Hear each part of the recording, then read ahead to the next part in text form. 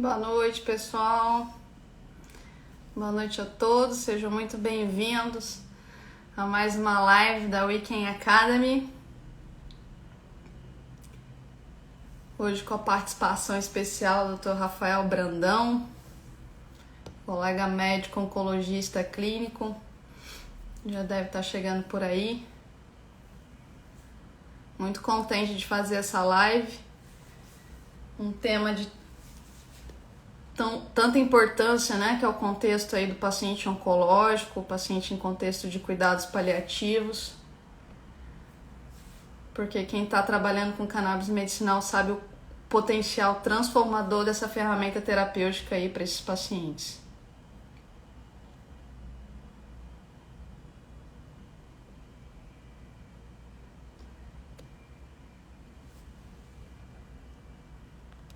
Vamos ver aqui, Dr. Rafael, se já chegou.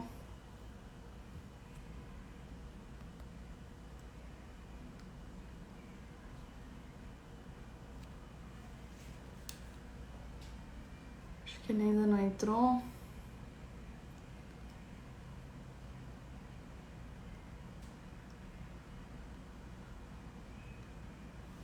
Vamos dar mais um minutinho. Bem contente aí que tem vários médicos já na nossa audiência. É uma grande alegria pra gente aí ver os colegas médicos despertando, né, para esse conhecimento que tem o potencial de trazer tanta qualidade de vida aí para os nossos pacientes.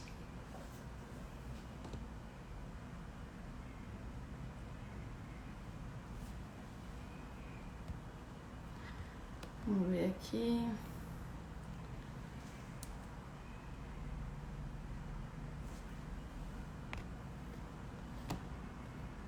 Alguém viu aí se o Dr. Rafael já entrou? Não tá aparecendo aqui na minha lista.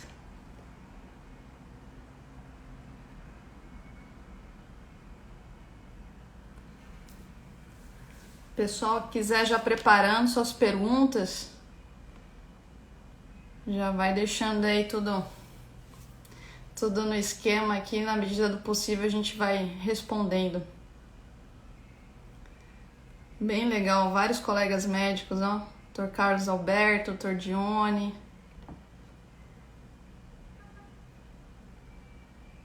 Bem legal. Doutora Leni. Doutora Tânia. Sejam todos muito bem-vindos.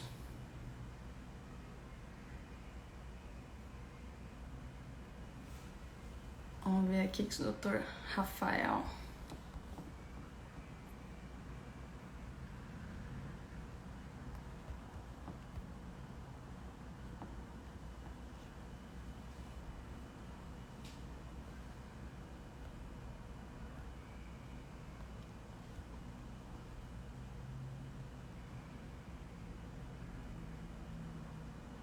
Gente, quem vê aí se o Dr. Rafael já chegou para eu mandar um invite para ele, alguém da nossa equipe aí puder fazer um contato, ver se ele tá com dificuldade de entrar. Hoje a gente vai abordar principalmente o potencial terapêutico, né, da cannabis medicinal no contexto do paciente com câncer, no contexto do paciente em cuidados paliativos. Ó, a doutora Paula Cubilos, expert aí da Weekend Academy, prestigiando a nossa live. O Dr. Rafael entrou agora. Mandar um invite aqui para ele. Legal. Boa noite, Dr. Carlos. Opa, Dr. Rafael Brandão, muito E boa aí, noite. Patrícia, tudo bem? Boa noite. Boa noite. Primeiramente, aí, muitíssimo obrigada aí por ter aceitado o convite aí da nossa equipe, estar aqui com a gente nessa live de grande importância aí para o nosso público. Você que é uma referência aí na área de onco no país. Nada, eu que te agradeço o convite. É uma honra enorme estar aqui falando com você de um assunto que eu tenho bastante curiosidade e já confesso para você que eu não entendo nada. Então, estou curioso e vou aproveitar ao máximo aqui perguntando um monte de coisa para você, que é uma grande expert no assunto. Massa, massa. Eu super agradeço a tua disponibilidade, né, em abrir as portas, né, para esse conhecimento, que um dos principais problemas aí para a gente realmente trazer mais qualidade de vida aos pacientes através dessa ferramenta terapêutica é a resistência dos colegas em aceitar cair a fundo nesse conhecimento aí. Então, mais uma vez aí parabenizo a tua iniciativa de se abrir aí para essa possibilidade dessa ferramenta terapêutica e espero que a noite de hoje seja extremamente esclarecedora aí, abra muitas mentes. Com certeza, com certeza. Eu acho que vai, viu? Eu tô com esse feeling, esse feeling que vai abrir. Não tem como não abrir. A gente tem uma série de desafios no nosso dia a dia dentro da medicina. E se a gente se limitar a achar que a gente já está sabendo de tudo, de que a gente já está expert em tudo, esse que acho que é a grande gravidade, o grande problema que a gente tem, não é mesmo, Patrícia? Acho que tem tudo para a gente crescer aí. É isso aí, é isso aí. Gostaria de apresentar ao nosso público o Dr. Rafael Brandão, colega médico, oncologista clínico, especializado no Dana-Farber Cancer Institute pela Harvard Medical School, liderou a área científica do Hospital Oswaldo Cruz e do Grupo Oncoclínicas. Foi diretor executivo da oncologia do United Health Group no Brasil por 3 anos. É autor e coautor de dezenas de artigos científicos na área, colunista da revista Veja São Paulo, um dos fundadores da Missão Covid, né, um belo projeto social. Atualmente é diretor da área de oncologia do Hospital Moriá, em São Paulo, e médico da Clínica First. Né? Depois conta um pouquinho para a gente dessa tua iniciativa também, Rafael. Clínica First aí focada em cuidados integrativos, né, no contexto do paciente oncológico e tem tudo a ver com o que a gente vai falar aqui hoje. Com certeza. Obrigado pela apresentação. Mas no final do dia, gente, eu sou só um médico normal, mulambo do dia a dia que gosta de atender paciente, tá? Eu faço essa brincadeira. Eu brinco com meus pacientes que eu sou o médico o médico de antigamente, é o que eu gosto de ser, sabe? O médico do interior, que conversa, examina. Tem vários aqui que eu tô vendo e eles sabem disso, que isso é a minha verdadeira paixão. Eu passei por alguns cenários, né, alguns setores da saúde onde eu aprendi muito, como gestor, como executivo, mas não é para mim. Né? Para mim é estetoscópio, examinar. Eu tenho, apesar de ter 37 anos, mas meu espírito tem uns 98. Que massa, que massa. Cada vez mais a gente está sentindo essa necessidade, né, Rafael, de voltar para um olhar mais holístico, integrativo do paciente, né? E parar com aquela história de ser super especialista, de segmentar muito o conhecimento, porque o paciente está carente nessa história, né? Ele precisa de um olhar integrativo, ele precisa de um cuidado integrativo, e mesmo que a gente tenha especialidade, a subespecialidade, a gente precisa manter esse olhar como um todo, esse cuidado como um todo do paciente, né? É isso mesmo. Você está coberta de razão. Eu acho que as especialidades elas são fundamentais, as super especialidades são fundamentais, mas o nosso olhar ele deve ser como o olhar de um recém-formado, de uma pessoa que acabou de sair da faculdade ou está na primeira residência, um olhar puro. Acho que é essa pureza que a gente acaba perdendo com o tempo, assim como fazendo uma analogia com a vida, mas assim que a gente vai perdendo um pouco essa pureza da medicina, né? O ato de ser médico é algo que a gente não pode setorizar. Não dá para eu chegar para mim e falar, puxa, eu tô com um problema no meu olho direito, mas eu sou oncologista, não sei o que é isso. Sendo que tudo é ligado, né, gente? Tudo é interligado. Coração é ligado, pulmão, tudo é ligado, né? Todo mundo sabe disso. Exatamente. Isso que é o tal da medicina integrativa que todo mundo fala, né? Como se fosse alguma coisa super nova ou uma nova especialidade. Não é. Eu acho que é uma forma de como a gente enxerga o paciente. Como integral. Exato, como deveria ser, né? E indo nessa pegada, assim, eu queria contar para você e para o público aí, Rafael, como que eu entrei nessa história de cannabis medicinal. Eu ia te fazer essa pergunta quase agora, porque neurocirurgia, neurocirurgiã, operando, é puxado. Você sabe que eu quis ser neurocirurgião uma fase da minha vida. Até o meu grande mestre Foi um professor chamado Júlio Meyer. Eu, apaixonado por ele, adorava. Ele era incrível, é incrível, é um cara querido, até hoje querido. E eu falo com ele até hoje. E ele, baita cirurgião e um baita clínico também ao mesmo tempo. Eu lembro uma vez a gente pegou uma paciente que ela tinha um aneurisma de artéria comunicante posterior e ela fez uma paralisia do terceiro par do locomotor. Ele deu o diagnóstico muito rápido. Era interior, não tinha muita coisa. Uhum. Acabou funcionando e fazendo, jogando contraste, tirando raio-x para ver. Eu falei, meu Deus, o que está acontecendo aqui? E ele deu o diagnóstico de comunicante posterior. Eu achei incrível. Só que o problema, a minha habilidade manual é zero. Eu não acho melhor eu um clínico mesmo. Acho que eu vou melhor aqui. Legal, muito bom. Então, Rafael, foi muito interessante assim essa jornada aqui. Eu saí da residência, né, cheia de vontade de operar muitos aneurismas, muitos tumores e fazer aquelas neurocirurgias lindas de horas e horas a fio. E a realidade é que o que aparece na prática, no dia a dia, é que para a gente é muito paciente com dor, né? Dor crônica da coluna vertebral, problemas crônicos de dor.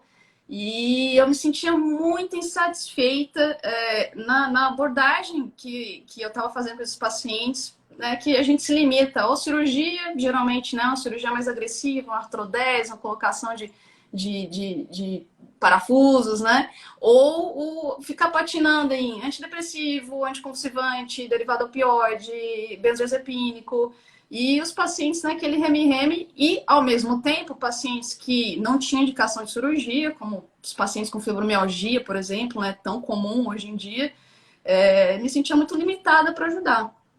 Então, procurei recursos terapêuticos que pudessem oferecer mais qualidade de vida a essas pessoas. E a cannabis medicinal, e depois eu fiz uma pós em procedimentos minimamente invasivos em dor, e esses dois recursos, para mim, me permitiam ajudar muito os pacientes. Então, eu sou extremamente grata a esses recursos pouquíssimos invasivos e que têm trazido melhores resultados para os pacientes hoje. E é isso que esse é o meu propósito hoje, partilhar com os colegas que existe mais esse recurso terapêutico que pode ser explorado e trazer melhor qualidade de vida aos pacientes que antes a gente não vislumbrava ir muito além. Sim. É um baita propósito, viu, Patrícia? Parabéns por essa mudança, né? Por essa a decisão, inclusive. No meio meio da medicina, de uma maneira geral, já é complexo quando a gente diz que quer mudar de área ou fazer alguma outra coisa. Ainda mais de uma área cirúrgica, ainda mais de uma área de neurocirurgia, você teve que ter bastante coragem e também refletir bastante, né? É uma mudança, e eu adoro isso, sabia? Eu adoro ver isso, porque a gente tem a obrigação de ser feliz na nossa vida. Ninguém precisa ficar, tomou uma decisão e tem que seguir aquilo até o final por uma questão de orgulho e vaidade, e é o contrário.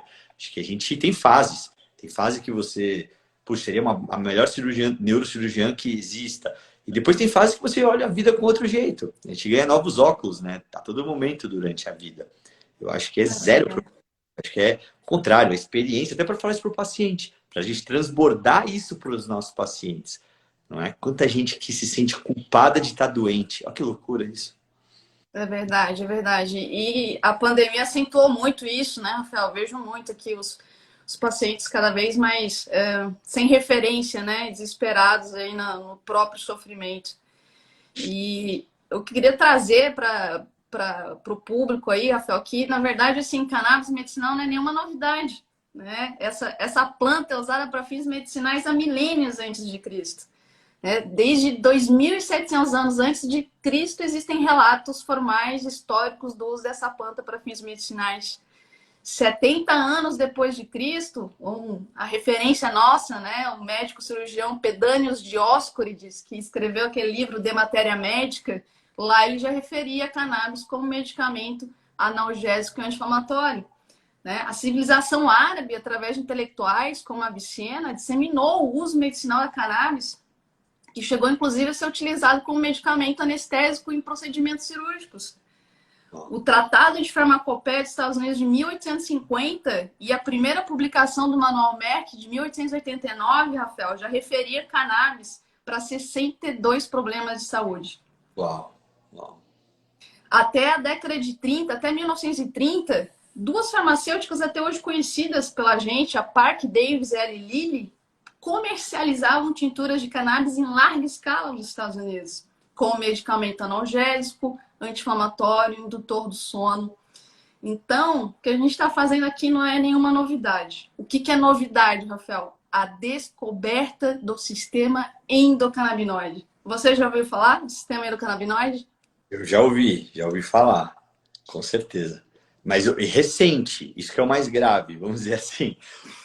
E é uma coisa que a minha resposta, eu acho que a resposta que a gente espera ouvir daqui a um tempo é claro que sim, lá no início da faculdade, quando eu estava estudando fisiologia, por exemplo, né? E ter que ouvir hoje porque eu fui atrás, porque comecei a ver alguns pacientes que têm benefício, ok, pelo menos foi atrás, mas a esmagadora maioria dos nossos colegas nunca ouviram, eu tenho certeza. Não, não. Curioso, né? Semana passada eu fiz uma live com a Liga Acadêmica de Estudantes lá na Universidade do Paraguai e eu parabenizei eles. Caramba, que legal! Vocês estão na faculdade, já estão estudando o sistema endocannabinoide. Eu fui descobrir o sistema endocannabinoide depois de 7 anos de formado. E é um conhecimento de potencial disruptivo. Como pode, né, o colega médico formar hoje e não saber que, além do sistema neurológico, gastrointestinal, hematológico, osteomuscular, enfim, os sistemas fisiológicos existem, um sistema que modula todos esses outros sistemas, que regula todos esses sistemas fisiológicos, que é o sistema endocannabinoide. E o sistema endocannabinoide que explica fisiologicamente, biologicamente, por que os elementos químicos que estão lá na planta da cannabis funcionam e tem tantas aplicações clínicas farmacológicas. Sim. Quando a gente olha o sistema endocannabinoide, uma coisa que me chama muita atenção, vou puxar para o meu lado oncologista, né? Comecei a olhar alguns papers e tenho estudado um pouco do sentido, qual o sentido do... A gente já sabe, acho que já bem estabelecido como analgésico no suporte de pacientes em cuidado paliativo, por exemplo, em algumas situações desse tipo. Mas eu, de fato, o que está me puxando muito a curiosidade é relacionado à capacidade de inibir a proliferação tumoral, e também a capacidade de estimular, ou principalmente otimizar a sinalização entre os linfócitos, melhorar a resposta imunológica ao tumor, no caso. Isso me chama muito a atenção, porque é uma das coisas que a gente mais estuda na oncologia. A gente olha aquelas cascatas de genes, né, que vão, sei lá, Merck, ERK, PI3K, AKT e assim por diante. E quando a gente olha aquilo e vê que existe uma total interferência do sistema endocannabinoide através das suas sinalizações todas naquela proliferação celular, é bárbaro a ponto de entender, de pensar, puxa, caramba, a gente vai começar a estudar isso mais a fundo. A gente precisa começar a utilizar isso de uma melhor maneira. Até mesmo, não só uma maneira para paliativa, de alívio de sintoma, mas como uma maneira de tratamento, de terapia junto. E o que isso, às vezes, choca os meus colegas oncologistas, que como eu não me considero um oncologista que faço práticas alternativas, nada disso, nada contra, sou super a favor, é porque eu não estudei, só por isso que eu não me considero. Mas eu considero uma pessoa de formação super tradicional, fiquei estudando só imunoterapia, terapia-alvo lá nos Estados Unidos, gosto muito disso, mas sei que isso não é suficiente. Sei que isso é um pedaço do tratamento. E aquele outro pedaço? Eu gosto de dizer que isso é um pedaço que representa chute total, mas representa aí 20, 30% do tratamento. E o resto? Né? Perfeito. E o resto? Perfeito. Muito legal, Rafael, que você já tocou assim nas duas principais aplicações dessa ferramenta terapêutica no contexto oncológico. Potencial de melhora, controle de sintomas inerentes, né? Praticamente todos os pacientes com câncer, ansiedade, insônia, transtornos alimentares, redução do apetite, náuseas, vômitos, né? Associados aos quimioterápicos, à radioterapia, dor crônica, dor neuropática, né? Tão comum, deflagrada por alguns quimioterápicos, e potencial antineoplásico. A gente tem uma enxurrada de estudos pré-clínicos em modelos in vitro, em animais, que evidenciam o potencial antitumoral dos fitocannabinoides, de alguns terpenos também. Terpenos são substâncias que dão aroma à planta da cannabis. incluindo a indução de apoptose, morte de células cancerígenas, incluindo a inibição da angiogênese de células cancerígenas, incluindo a inibição de metastatização, de proliferação e invasividade dessas células cancerígenas. E é extremamente promissor. Não sei se você sabia, Rafael, mas recentemente a GW, uma grande farmacêutica inglesa, publicou resultados de fase 1 do seu estudo clínico, utilizando uma formulação de cannabis, a proporção CBD-THC, que são os dois principais fitocannabinoides dessa planta, canabidiol e tetraidrocannabinol, de 1:1, num grupo de pacientes com glioblastoma multiforme. E os resultados foram surpreendentes. Sobrevida de 1 ano de tratamento com a formulação base de cannabis, grupo tratamento 83%. Sobrevida no grupo placebo, grupo controle 44%. Uau. E eu fiquei feliz demais quando eu vi o resultado parcial desse exame aí, Rafael, porque eu uso cannabis medicinal há alguns anos já e tenho acompanhado há alguns anos pacientes com glioblastoma multiforme. Eu vou apresentar amanhã na WeCame, Rafael, uma iniciativa educacional nossa para empoderar os colegas médicos com esse conhecimento. Até o momento é a única iniciativa do país que é voltada pro colega médico realmente se empoderar com esse conhecimento da medicina endocannabinoide. Eu vou apresentar um caso de um senhor que eu operei quando ele tinha 78 anos, em 2017, de um glioblastoma multiforme, e logo no início eu iniciei a cannabis medicinal para ele. E a cannabis medicinal ajudou ele não só no contexto, né, dos sintomas comuns desses pacientes com câncer, ele ficou ansioso, ele ficou com insônia, ele ficou com um déficit motor, com uma espasticidade no dimídio, porque a lesão era muito próxima à área motora, então ajudou na espasticidade dele, ajudou ele a desempenhar, performar melhor na fisioterapia, ajudou ele na inapetência associada, né, à radioquimioterapia, né, ele fez todo o protocolo de temodal e rádio, e eu tenho certeza que está ajudando no controle tumoral dele. Né? É raro você... Quanto tempo já, Paty, usando? Ele completou, agora em abril, ele fez 4 anos de doença, sem recidiva. Tem uma ressonância dele de final de janeiro desse ano, sem nenhum sinal de recidiva. Alto grau. Alto grau. Meu Deus. Meu Deus. Então, tem caroço nesse angu, Rafael. A gente tem que estudar, a gente tem que mergulhar nesse conhecimento. Tenho total certeza. Tem pacientes minhas aqui que eu vi andando. Tem casos que eu falo, pessoal, a gente não pode ser refém. Eu não sou daqueles caras que criticam a indústria farmacêutica também não, né? Porque eu acho que a gente tem que reconhecer que a indústria colaborou bastante para a gente avançar dentro da medicina e é fantástico isso. Mas a gente também não pode ficar refém de algo que não há um patrocínio de indústria direta, porque não existe essa questão de patente. A gente não pode ficar refém e só se formar, só se atualizar através daquilo. A indústria não pode ser minha professora, ela tem que ser uma parceira, ela tem que ser alguma coisa. Eu não posso aprender medicina com indústria farmacêutica, né? Acho que essa é a grande questão. A Aline, aí, minha paciente, já disse que quer usar cannabis. E pior que ela é demais.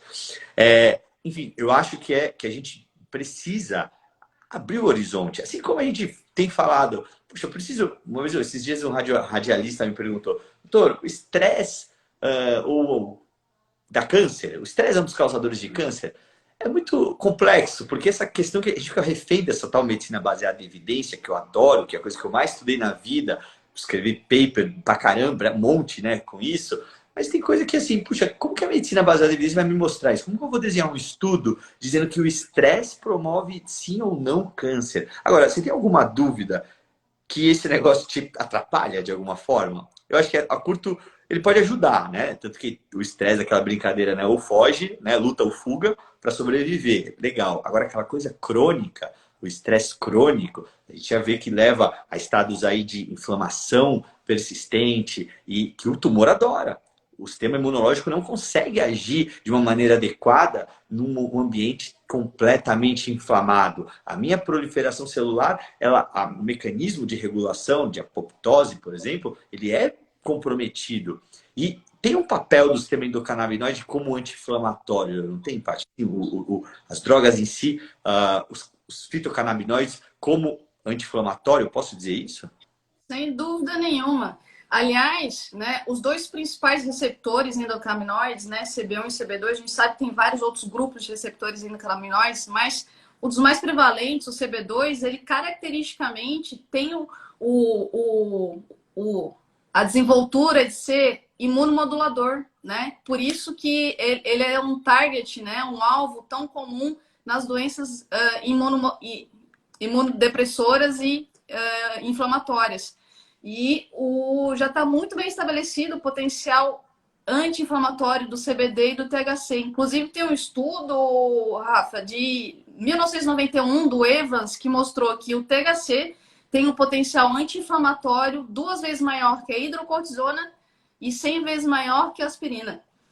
Então, a gente não tem dúvida do potencial anti-inflamatório dos principais fitocannabinoides e também da característica do receptor CB2, né? Que está distribuído principalmente, né, nos tecidos, né, do sistema imunológico, né, no fígado, no baço, na medula óssea. Sim. Paty, agora perguntando aqui uma coisa para você. Um problema que eu tenho vivido assim na minha prática clínica, quando a gente prescreve, demora muito tempo ainda, né? Demora-se muito tempo para o paciente ter acesso ao, por exemplo, ao óleo ou alguma formulação específica que tem aí, contém o CBD, por exemplo. Demora-se muito ou está mais rápido? Tá. Como é que está isso? Como é que está essa... Então, Rafa, o cenário hoje é o seguinte: no país tem 3 formas de acessar os produtos à base de cannabis. A Anvisa regulamentou os produtos à base de cannabis em dezembro de 2019. E até o momento, 2 empresas conseguiram atingir os requerimentos, né, básicos da Anvisa para registrar esses produtos. Então, tem 2 marcas já disponíveis na farmácia para compra direta mediante uma prescrição controlada, né? O produto que tem mais que 0,2% de THC precisa ser prescrito naquele receituário amarelo, tipo A, e o produto que tem menos que 0,2% de THC é prescrito no receituário azul, aquele dos benzodiazepínicos, o tipo B. A outra forma de acessar esses produtos é através de importação, né? Como há uma limitação, né, de tipos de formulações na farmácia e o custo ainda está muito elevado do que tem na farmácia, muitas pessoas recorrem à importação. A importação é solicitar para a Anvisa uma autorização para trazer de fora de outros países produtos onde a gente tem uma diversidade maior de formulações e mais liberdade de escolha, né, no perfil de formulação. A gente pode, nessa RDC de importação da Anvisa, a gente pode trazer qualquer produto, independente do teor, da percentual de THC. E o que varia muito é o tempo de autorização da Anvisa. Que a gente vê alguns pacientes que conseguem essa autorização em 2, 3 semanas e pacientes que às vezes ficam 3 meses aguardando essa autorização da Anvisa. Depois da autorização da Anvisa, ainda tem um tempo, né, que é o deslocamento, digamos assim, dessa medicação do país de origem até o nosso país. E, às vezes, também essa medicação fica algum tempo retida na alfândega, né, principalmente no aeroporto de Campinas, Viracopos, para ela ser liberada por um profissional da Anvisa lá, ser liberada para o paciente. Então, esse trâmite todo, infelizmente, ainda é um pouco demorado, já foi bastante pior, nos últimos meses tem melhorado bastante, mas leva algo em torno aí de 30 a 60 dias, pelo menos, o paciente ter a medicação em mãos. E uma terceira via de acesso também, Rafa, que eu faço questão aqui também de ressaltar, é o trabalho de algumas associações de pacientes no país. A gente tem grupos de pessoas que se uniram em torno do propósito de cultivar a planta aqui, extrair a medicação de forma artesanal e disponibilizar esse medicamento artesanal para os seus associados, né, a um custo bastante mais acessível do que aquele pela via importada ou pela via registrada já na farmácia. Então, hoje a gente tem esses 3 cenários aí de acesso aos produtos à base de cannabis. A gente sabe que é um mercado que inevitavelmente vai crescer exponencialmente aqui no nosso país, um interesse gigante de indústrias dessa área, dessas empresas que já estão lá fora há muitos anos, vindo para o país, para o nosso país. Então, vão surgir mais opções de medicações à base de cannabis registradas na farmácia e com certeza os valores, né, o custo vai cair e essa medicação vai ficar mais acessível para a nossa população. Não, isso é fundamental. Sabe o que eu atendi semana passada?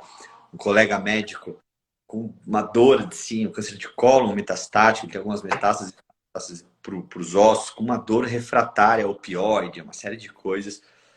E a dificuldade que a gente está encontrando, sabe, para ele começar a tomar é gigantesca. Então, de fato, isso a gente precisa acelerar, né? Porque preciso tirar remédio dele, no caso, né?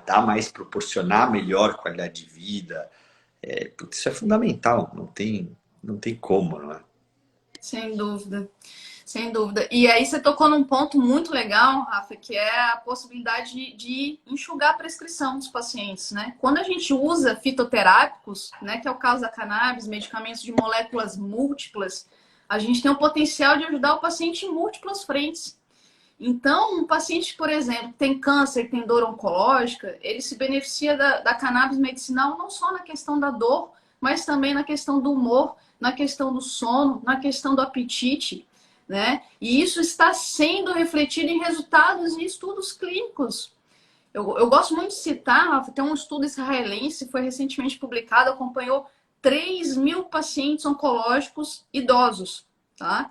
E a cannabis medicinal para esses pacientes proporcionou melhoras em diferentes frentes.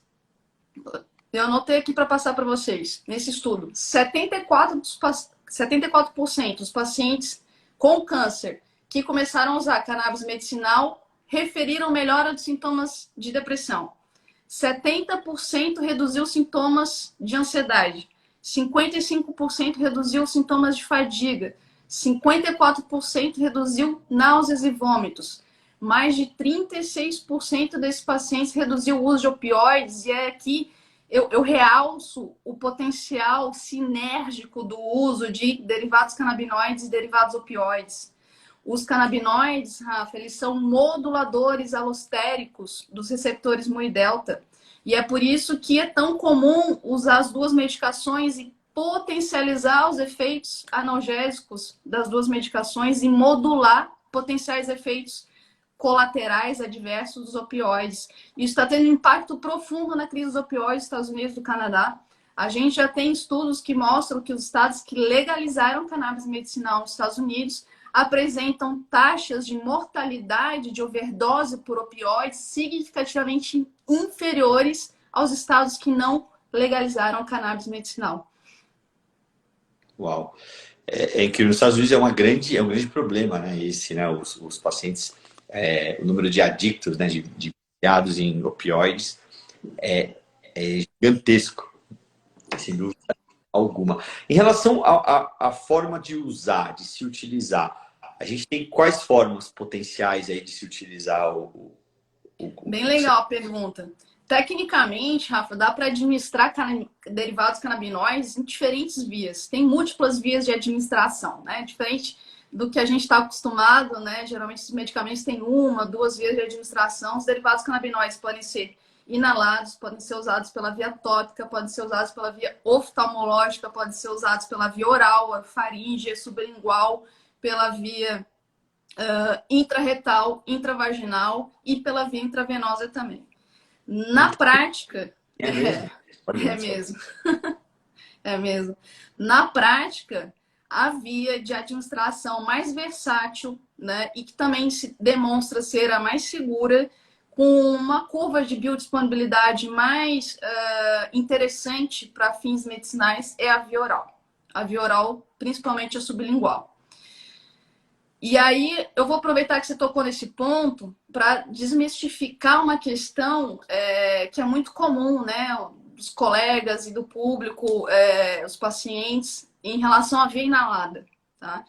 É preciso fazer essa distinção do uso recreacional da cannabis, a via inalada, via, né, por cigarro, da via medicinal, tá? Eu até entendo e compreensível e respeito que algumas pessoas que fazem uso da via inalada recreacional fazem isso procurando alguns benefícios terapêuticos. Mas, quando a gente está falando num contexto, um paciente com doença, especialmente uma doença grave, a gente precisa de ciência, a gente precisa de assertividade, a gente precisa de segurança. Então, a via inalada não é uma opção. Essa opção de cigarro não é uma opção, né? Fumaça libera subprodutos tóxicos para a via respiratória, potencialmente cancerígenos. O ato de fumar a temperatura de combustão inativa a maior parte dos canabinoides e terpenos. Então, essa via inalada não é uma via interessante para fins medicinais. A gente precisa fazer essa distinção, Rafa, para as pessoas começarem a separar, né, o joio do trigo e ter um olhar mais científico, um olhar mais apurado, acurado para a via medicinal. Sim, com certeza absoluta. Com certeza absoluta. Isso é um ponto bem importante mesmo, porque as pessoas...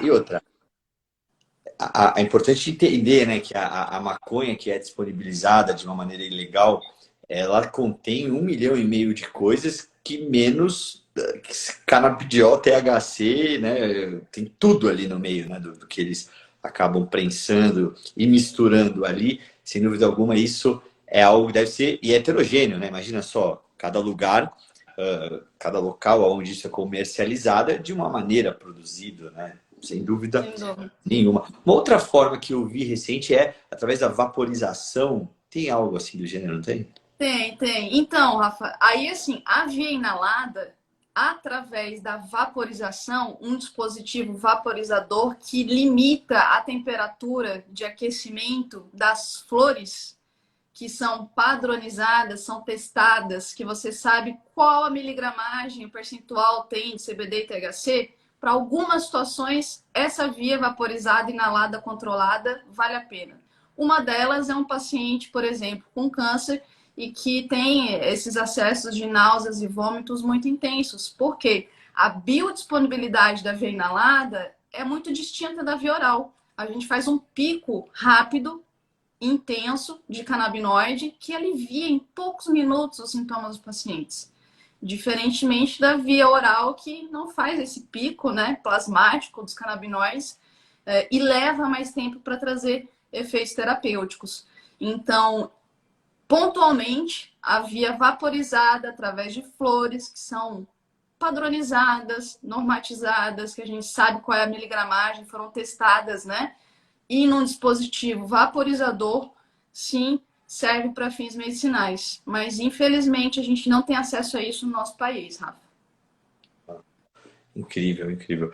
Quando a gente pega, eventualmente, um paciente, você começa na menor dose possível e, eventualmente, você vai subindo isso de acordo com o que ele precisa, né? De acordo com a propriedade que você quer explorar daquela substância. É geralmente assim mesmo. Legal, muito boa essa tua pergunta, que é uma das principais dores, né, dos colegas quando começam a se aventurar na medicina do canabinoide. Como dosar, né? Diferentemente do racional alopático, né, convencional, que a gente geralmente dosa no peso, a gente dosa de forma fixa, né, para os pacientes, na cannabis medicinal é fundamental individualizar a terapêutica. Então, cada paciente pode ter uma dosagem diferente, Rafa. E aí a regra é começar com doses muito baixas e progredir lentamente. É claro que depois que a gente atende centenas, milhares de pacientes, a gente constrói um racional de curva, né, de aprendizado e entende qual é a dose média que aquele grupo de pacientes geralmente fica bem, se beneficia. E a gente procura essa dose-alvo, mas, como regra geral, comece com doses muito baixas e progrida lentamente. O CBD, algo em torno de 2,5, 5 miligramas e aumente a cada 2, 3 dias. O THC, menos ainda, comece com meio, 1,5 miligrama e aumente a cada 3, 5 dias. E é interessante notar, Rafa, que as doses finais terapêuticas, os pacientes geralmente abaixam. Né? Quando a gente usa o extrato completo da planta, todos os elementos da planta atuam em sinergia entre si para potencializar os efeitos terapêuticos. Isso a gente chama de efeito em torde ou efeito em comitiva.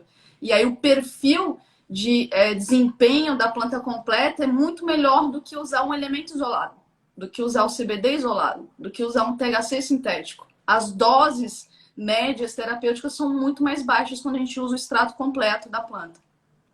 Entendi.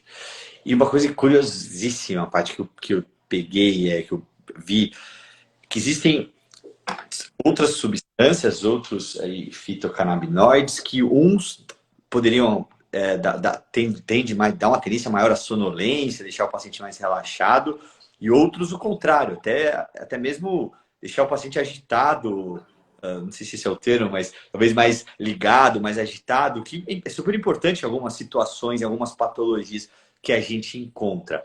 Alguma coisa tipo CBN, não é isso? Canabidinol, e o outro acho que é CBG, canabigerol. Eu estou fazendo minha lição de casa um pouco, pastor. Devagar eu vou aprender.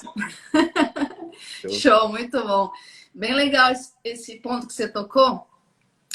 Realmente, os principais fitocannabinoides explorados até o momento, que é o CBD e o THC, eles têm potenciais propriedades fisiológicas, né, terapêuticas um pouco distintas. Algumas coisas semelhantes e outras coisas muito distintas. E o que chama a atenção dos fitocannabinoides, Rafa, é o potencial efeito bidirecional. Ou seja, em doses baixas, por exemplo, o THC é ansiolítico, é indutor do sono, induz uma sensação de bem-estar, é antiemético, é anticonvulsivante. Em doses altas, pode fazer exatamente o contrário. Paradoxalmente, o paciente pode ter ansiedade, agitação psicomotora intensa, insônia, deflagrar crises convulsivas, deflagrar náuseas e vômitos. Então, o segredo todo é dosagem. Já dizia Paracelsus em 1500, né? A diferença entre veneno e remédio é a dose. Boa. Muito legal, muito interessante. É uma medicina, de fato. O que você acha? O que você recomenda para um médico aí que, sei lá, que está querendo estudar mais, está querendo aprender um pouco mais sobre isso? Não é uma coisa simples, né? De se aprender aí, assim, estudar. Você recomenda? Então, Rafa, poxa, eu bati muita cabeça para entender isso aí, Rafa. Por quê? Cara, as informações estão muito jogadas na internet, né? E muito misturadas, enviesadas, né? Para um público que produz conteúdo, né? De forma leiga, pouco técnica, que não é alinhada com a comunicação que nós médicos estamos acostumados a aprender. E eu fiz diversos cursos dentro e fora do país e me senti muito insatisfeita com as entregas, né? Faltava aquela comunicação assertiva que o médico precisa aprofundar o conhecimento em conceitos técnicos, bioquímico, fisiológico e faltava discussão de caso clínico, né? Faltava essa interação com quem já tem mais experiência e mostrar o pulo do gato. É assim que a gente aprende, é discutindo caso clínico, é fazendo round, é trocando ideia com o staff que, né, já tem uma experiência com a gente. E foi daí que nasceu a Weekend Academy. É uma iniciativa nossa, de colegas dentro do país e fora do país, um networking rico de colegas que já prescrevem cannabis medicinal há 10, 15, 20 anos. Colegas que já têm 1.000, 10.000, 15.000 pacientes em uso regular de cannabis medicinal. E aí a gente construiu um conteúdo programático assertivo para o colega médico, para que ele se empodere com esse conhecimento com segurança e prescreva esses produtos com naturalidade, porque no final do dia, Rafa, é mais uma ferramenta no nosso arsenal terapêutico. Não é um snake oil, não é que todos vão ter 100% de resposta positiva e que vai resolver todos os problemas de saúde. Eu acho muito importante a gente trazer a responsabilidade dessa informação aqui, porque há um verdadeiro ofurô, né, desse assunto na internet, entre as pessoas, redes sociais, e a gente tem que ter pé no chão, responsabilidade para tratar esse assunto, principalmente nesse contexto oncológico, né, Rafa? Então, eu até queria trazer, Rafa, é um serviço aqui de utilidade pública, porque as informações se alastram na internet e por conta, né, de muitos resultados positivos que a gente vê do uso de cannabis medicinal em paciente com câncer, Há uma demanda enorme desse assunto na internet. E eu não sei se você já ouviu falar, mas tem um canadense aí que ficou famoso no mundo todo chamado Rick Simpson. Não. Rick Simpson, ele é um senhor do Canadá que teve se não me engano, foi um vaso celular, um tumor de um câncer de pele. E ele disse que se curou usando um óleo que ele produziu artesanalmente, um óleo de cannabis. E aí ele divulgou em redes sociais, enfim, na internet, que esse óleo que ele produz é anticancerígeno. E isso gerou um verdadeiro, assim, uma loucura na internet, as pessoas procurando por esse óleo. Tem, inclusive, aqui no país um site, cara, que se posiciona como o óleo que cura o câncer. E isso é extremamente irresponsável, né? E a gente está aqui para trazer informações técnicas qualificadas e que realmente guiem as pessoas no uso racional, no uso científico dessa ferramenta terapêutica. Esse Rick Oil, só a título de entendimento aí para o público, Rafa, ele é extraído através de uma quimiovariante da cannabis que é riquíssima em THC. E o método de extração preconiza uma extração por derivados do hidrocarbono, né, que são derivados do petróleo, são substâncias potencialmente tóxicas e inflamáveis, né? E não é raro escutar acidentes de pessoas que tentam extrair esse óleo e causam pequenas explosões. Além disso, as doses preconizadas aí por esse senhor, né, que são divulgadas na internet, são doses extremamente elevadas de THC, que muitos pacientes não toleram fazer, tem muitos efeitos colaterais. E os estudos vêm indicando, esse mesmo estudo da GW, que eu sinalizei para vocês um pouco antes, vem sinalizando que doses muito inferiores a essas preconizadas aí por esse senhor têm efeitos antineoplásicos. Então, muito cuidado, gente, ao se informar, ao se guiar, né, por leigos, né, na internet, né? A gente precisa, Rafa, se empoderar desse conhecimento, porque nós somos os instrumentos dos pacientes, as referências dos pacientes para guiar nesses tratamentos. Concordo. Concordo com você em gênero, número e grau. E também é importante os pacientes, eu sempre gosto de dizer isso para os meus pacientes e para a internet bastante. A saúde, ela não é monopólio de ninguém, né? Não é que só o médico pode falar de saúde, só o enfermeiro, não é monopólio.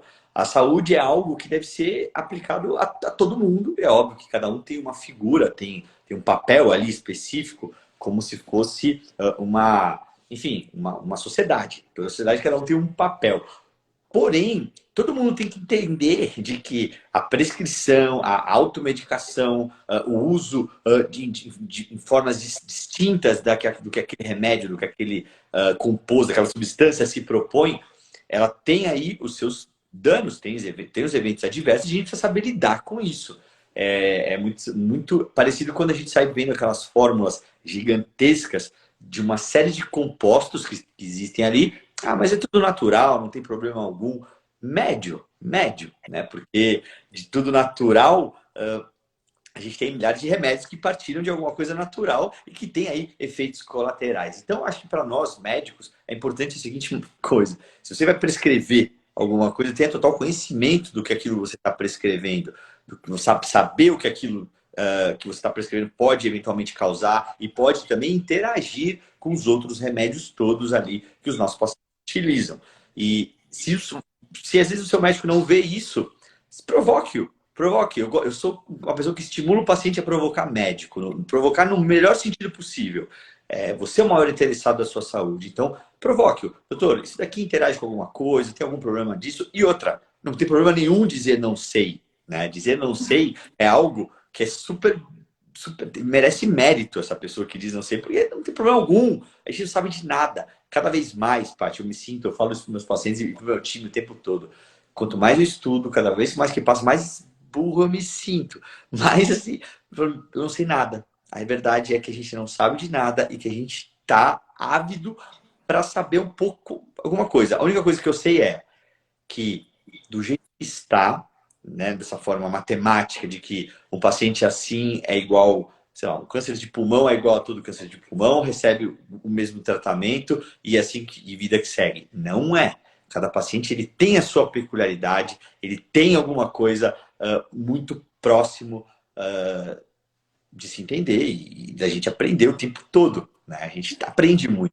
E ouvi muito paciente. Os meus pacientes me dão muitas dicas aí, várias dicas. Meus pacientes, eles adoram me contar o diagnóstico. Eles vão me contando. E é claro, quem está com a maior dor? O paciente, obviamente, né? Perfeito, muito legal, Rafa. Eu tenho a mesma sensação também. E quanto mais a gente sabe, mais a gente sabe que não sabe, né?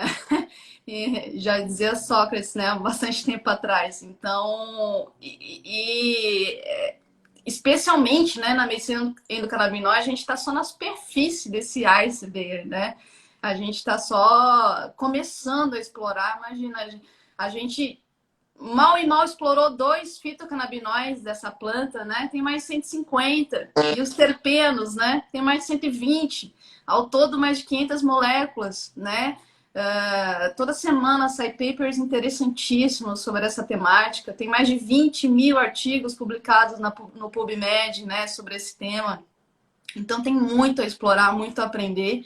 E, sem dúvida nenhuma, os pacientes são os melhores professores.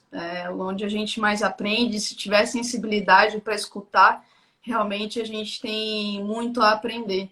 E na medicina endocannabinoide, quando a gente aplica, né, a cannabis medicinal, é fundamental escutar os pacientes. É fundamental ter o canal de comunicação aberto com eles. Não é o tipo de remédio que você prescreve, volta daqui a 3 meses, a gente vê como é que tá. Não vai dar certo. Então, para os colegas que estão nos assistindo, se tem a intenção de incorporar medicamentos à base de cannabis no seu arsenal terapêutico, saiba que é para abrir um canal de comunicação muito próximo com os pacientes, que só fazendo feedback regulares com eles, frequentes, a gente consegue otimizar a dose e trazer melhores resultados. Isso aí, concordo totalmente. Tem mais uma pergunta aqui, Rafa. Rique Dias está perguntando como selecionar os pacientes que mais se beneficiam do uso da cannabis. É uma pergunta difícil aí de responder, porque realmente o potencial terapêutico desses fitoterápicos é muito vasto, né? Como a gente tem sistema endocannabinoide, né, distribuído por todos os órgãos e sistemas, a gente pode usar até para doenças de pele. Aliás, até queria dividir com você, Rafa, super interessante, tem um trabalho aí de um colega do Canadá chamado Vincent Maida. Ele publicou os primeiros artigos no mundo utilizando formulações tópicas à base de cannabis para tratamento de feridas de difícil cicatrização. Resultados incríveis. Então, a gente pode usar desde feridas de pele, doenças de pele, a autismo, passando por enxaqueca, passando por doença inflamatória intestinal, né? Passando por dor articular, né? Passando por potencial antineoplásico. As indicações são muito vastas, né? Há um certo entendimento da gente utilizar em situações de resgate, de refratariedade, né? Quando já se tentou outras alternativas, né, farmacológicas e não farmacológicas, os pacientes não tiveram resposta terapêutica. No entanto, a gente já está nessa labuta aí há algum tempo, Rafa, começa a relativizar algumas diretrizes, né? E notar que se é uma substância extremamente segura e que proporciona tanta qualidade de vida aos pacientes e que comparativamente, né, antes você não estava conseguindo com os alopáticos convencionais, por que deixar como segunda, terceira, quarta opção? Eu concordo com você também. Acho que o importante é tudo na medicina que a gente é óbvio que a gente precisa ter guideline, que a gente precisa ter protocolos, isso é óbvio, principalmente quando a gente considera áreas mais remotas, onde não tem ali algum médico ou até mesmo algum especialista disponível. Ele é importante. Mas é importante também entender que a gente não pode ficar engessado a isso de forma alguma. Porque a medicina, ela é dinâmica. Você não precisa do médico. Então a gente coloca um totem de banco da vida e vai clicando e o algoritmo vai te levando e no final te dá dose, receita e sai lá e você toma isso. E no final do dia não é isso. Medicina, ela é muito personalizada. Ela deve ser personalizada. Cada paciente tem uma coisa única. Não adianta, nós não somos iguais uns aos outros. Até eu brinco, quando a gente pega os estudos clínicos, fase 3, os grandes que testam remédio, tem lá, em 6 meses, 80% morre. Aí depois do resto. E cadê aqueles que não morrem? Cadê aqueles que estão ali, os outliers? O que esses caras fazem? Como é que tá? Como é que tá essa situação? A gente precisa ir atrás disso e precisa entender um pouco o que é que isso acontece, né? O ser humano, ele é um ser complexo, isso é redundante de ser falado, mas a gente tudo interfere na nossa vida. Tudo interfere no dia a dia. No nosso dia a dia não precisa ser nem um pouco zen ou místico para dizer isso. Precisa ser cientista, precisa estudar, precisa ler, minimamente. Cientista eu falo que é todo mundo que quer testar dado, ver o dado se vale ou não. Né? Todos nós médicos deveríamos ter um pouco dessa sensibilidade aí para testar isso. Né? Sem dúvida. No final, tudo converge para individualização do tratamento, né, Rafa? Exato. Para integralização do tratamento, para olhar o paciente como um todo e para individualizar suas terapêuticas, né? Sem dúvida nenhuma, tudo converge para isso e eu tenho certeza que os resultados são melhores a partir dessa visão, dessa abordagem. É isso aí. Fala pra gente um pouco, Rafa, da tua iniciativa na Clínica First, para os nossos colegas da Weekend também conhecerem o teu trabalho. A Clínica First é uma clínica aqui em São Paulo, que é perto do Parque do Ibirapuera, aonde a gente, justamente cansado um pouco dessa questão dos pacientes que vão fazer check-up, e aí eventualmente entra em um hospital, entra em uma esteira, fica o dia inteiro ali passando, né, uma esteira de produtos, ele vai em cada sala, tem um profissional, e a pessoa fala super rápido, e ele passa por oftalmo, otorrino, um monte de coisa, e no final do dia ele ganha um calhamaço de papéis que são encaminhamentos para esses profissionais. Isso sempre me incomodou muito, porque eu não consigo ver valor, não quero ser duro, mas eu acho que o valor é pequeno nisso tudo aí, de como é passado. O valor que eu digo, o valor de sentido, tá? Não o valor financeiro, que é muito alto. Então, a minha ideia era fundar alguma coisa, começar algum sistema onde ele tivesse um médico, um único médico, um clínico, um clinicão. E esse clínico ouvisse, conversasse, fizesse uma análise da saúde mental, saúde física, saúde espiritual desse paciente de alguma maneira. E ali a gente fincou 5 pilares de prevenção: cardiovascular, tumor, endócrino-metabólica, reumatológica ortopédica, saúde mental e agora uma sexta com esse Covid aí que todo mundo está vivendo. Ali a gente faz alguns exames que são mais destinados ali para entender um pouco o metabolismo do paciente, o nosso time, né? Um time grande que tem lá de médicos. E o rastreio é feito através de ultrassom. Existem alguns protocolos de rastreio de câncer por ultrassom. É um método mais barato e é um método também que não é lesivo. Menos invasivo. Por exemplo, e isso ajuda bastante e personalizado. É claro, chegar um paciente para mim e falar: puxa, minha mãe teve câncer de mama, a minha tia também, a irmã da minha mãe também, etc. E eu tenho medo de ter câncer de mama. Essa é uma paciente que precisa ser discutido a necessidade de fazer algum screening genético, algum teste genético acessório. Fora isso, todos os pacientes que passam lá, eles viram nossos amigos. Eu gosto de chamar essa palavra, de dizer essa palavra, porque é isso que acaba virando um bom relacionamento médico-paciente. Não tem como virar algo diferente disso quando a gente tem um bom relacionamento médico-paciente. A ponto de que o paciente daqui 1 mês, 2, 6 meses, ele esteja aí com qualquer dor de barriga da vida e não sabe se vai ou não para o pronto-socorro, liga para esse médico. E se esse médico não tiver, tem o nosso time à disposição desse paciente, 24/7. A gente montou um sistema que tem uma tecnologia envolvida, onde esse paciente, ele interna em São Paulo, em um determinado hospital, na hora que ele chega na emergência, já tem um médico nosso ali.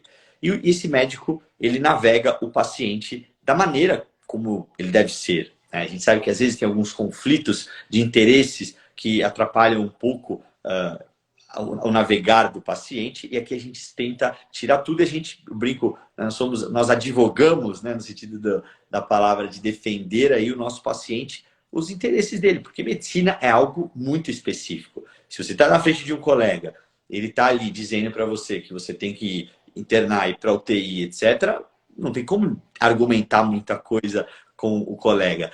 Agora, se você tem um médico que já te conhece, que já sabe da sua história, já sabe de toda a tua vida, sabe os seus exames prévios, E ele consegue argumentar com esse colega, óbvio, sempre em prol do paciente. Se tiver que internar, interna, mas se não precisar internar, não interna. É um pouco o que muita gente sente quando tem um parente médico, né? Todo mundo fala, eu tenho um parente médico diferente mesmo, liga lá no pronto-socorro, bate um papo, as coisas, porque consegue falar a mesma língua, não é nem Aham. por maldade do colega, do médico, é dividir responsabilidade. Eu acho que a gente tem que aprender a dividir responsabilidade e dissolver ego, sabe? Dissolver vaidade, acabar com isso e dividir responsabilidade cada vez mais. Perfeito. Que mensagem linda, Rafa. Não poderia, a gente não poderia terminar com uma mensagem melhor, né? Bom, Corresponsabilidade, né, nos cuidados com o paciente, integralidade e dissolver egos. Muito bacana. Rafa, a gente está chegando no limite aqui do time no Instagram. Só tenho a agradecer. Sensacional a live, tua participação, tuas colocações, muitíssimo enriquecedoras. Queria pedir, convidar todo o público da Weekend para seguir esse colega médico referência, exemplo aí para todos nós.